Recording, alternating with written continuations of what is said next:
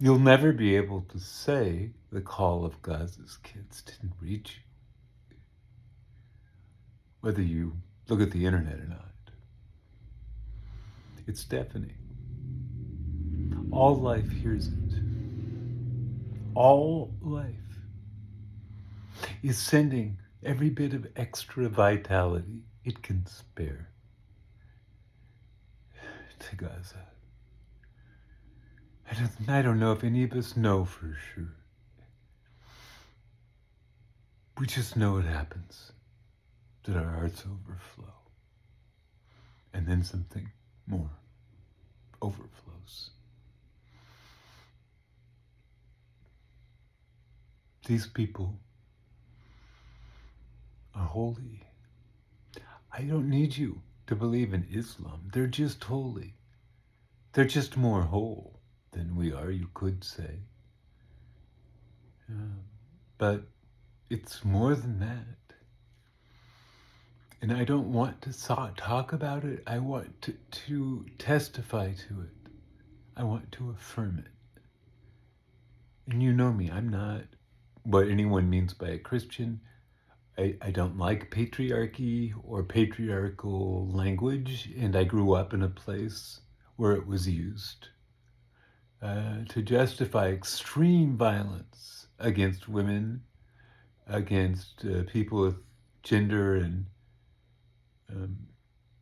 sexual attraction differences. The use of it in the United States is almost exclusively violent. The fact that it's not always directly the state is irrelevant. It's always aligned with certain malevolent actors, and I can't talk about that. It all makes you sound paranoid if you tell the truth in America, because the truth is so appalling. There you have it. I'm not paranoid, and above all, you'll never hear me tell you that you're powerless, because of course you're not. And these people are ninnies, and they're also cowards. There's a reason Hannah Arendt spoke of the banality of evil. To be in awe of Biden, to be in awe of the monstrosity called Netanyahu, who is just a product of U.S. foreign policy. I'm sure he'd be disagreeable all by himself. But the man has acquired hubris that is functional. It's not a character, a defect that was immaculately conceived. It's a consequence of never having to fear being accountable, because not only are you being armed every 36 hours to mass murder children, but you know that you have a diplomatic veto in the UN, ensuring that you cannot be subjected to any attempt at international law, something that, as more than a formality, and a frustrating one at that, it's not going to exist until we deal with white supremacy and capitalism, which are just two names for the very frackin' same thing. The things I say like that, the whole world knows them. Outside the global north, it's like saying that there's gravity. Do you understand that, how transparent you are? Do you understand that there's something called the internet? Do you understand that you're being watched while I talk to you? Right this second. You're being seen. Your accounts are being assessed. In light of the fact that I talk to you constantly. First, about climate genocide on the African continent. About the export of mass infanticide to propel the limousines and SUVs and jets of the affluent.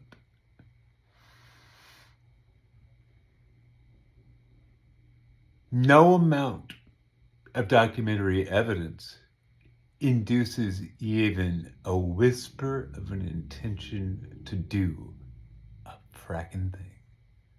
I talked to the affluent exclusively on LinkedIn for a very long time. And I presented them with evidence of climate genocide to the tune, in 1 year, 2021,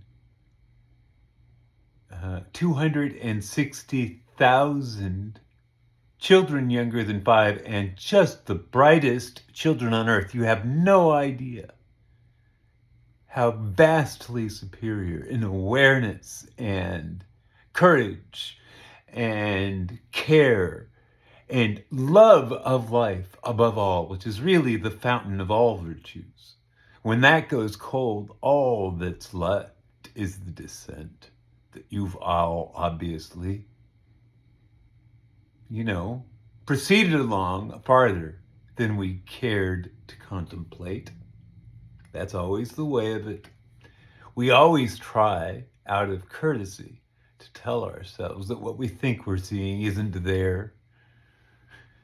That they aren't really walking tombs, those people, doing the sort of breathy exhalations that are, used to simulate an empathy. They are, in fact, uh, it's not that they don't have it. It's that they tied it up and gagged it a long time ago, uh, and decided that that was actually the price of having a life in a world this violent, and that they had every right to it. Every right. Way to go.